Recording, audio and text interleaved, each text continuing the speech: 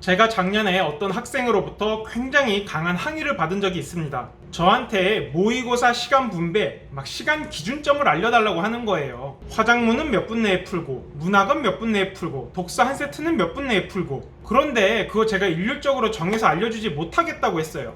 그냥 모의고사 풀 때 실전처럼 긴장감 갖고 풀고, 또 한 문제에 지나치게 많은 시간을 쏟지 않는다, 이 정도 원칙을 갖고 풀라고 했어요. 사람마다 실력이 다르고 또 수능시험 난이도를 알 수 없으니까 제가 정해줘봤자 무의미하다고 했죠. 그랬더니 무슨 제가 학생에 대한 책임감이 없다는 둥, 대치동에서는 모의고사 수강을 하면 시간 분배, 시간 기준점 이런 거 다 구체적으로 알려주는데 막 그래갖고 제 책이 대치동에 밀린다는 둥 이상한 소리를 하는 거예요. 근데 진짜 어이가 없죠. 그 학생이 저한테 그 대치동 모의고사 반 수강료를 저한테 주고서 그런 말 하면 또 저도 할 말이 없겠지만 진짜 좀 이상한 얘기더라고요. 실제로 지금도 유튜브나 입시 커뮤니티에서 검색을 해보면 화작문은 20분 컷이 정석이다 이런 것부터 시작해서 문학은 몇 분, 독서는 몇 분 이런 게 막 다 싸질러져 있어요. 물론 당시 모의평가를 보면은 그게 좀 그럴듯한 이야기이긴 했는데 실제로 수능 문제 까보니까 어땠어요? 역대 최고 난이도였죠? 1등급 컷이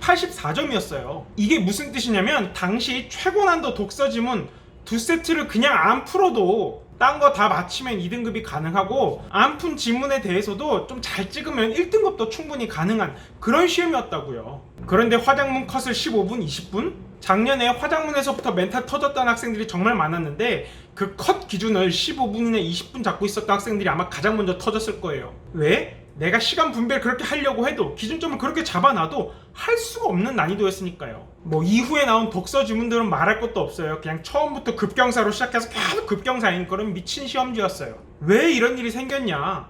수능 시험은 마라톤이 아니기 때문에 그렇습니다. 내가 뛸 코스가 어떻게 생겼는지 알 수 없다는 뜻이에요. 마라톤은 뛸 코스가 사전에 다 공개가 돼요. 그러니까 중국에서 마라톤 한다 그러면 나 미세먼지 때문에 건강이 안 좋아질 것 같아서 거긴 출전 안 할래 이런 이야기도 나오고, 또 뛸 경우에는 거기 오르막이 얼마나 있는지, 있다면 경사는 어느 정도인지 이런 것도 알 수 있고, 또 맘만 먹으면 사전에 그 코스를 살살 뛰어볼 수도 있어요. 이런 경우에는 자신의 체력 수준을 고려해서 시간 분배 또는 10km 구간별 시간 기준점 이런 걸 정할 수가 있죠. 그런데 수능은 코스가 공개되지 않는다. 모의평가라는 게 있긴 하지만 그래도 수능 시험장에 가면은 내가 지금까지 뛰었던 거랑 생판 다른 희한한 코스가 나올 수도 있어요. 작년 수능만 봐도 그게 역대 최고 난이도였을지 누가 알았겠어요. 수험생은 물론이고 출제 기간조차도 너무 어렵게 내서 미안하다 이렇게 사과했을 정도니까요. 그러니까 결론이 뭐냐?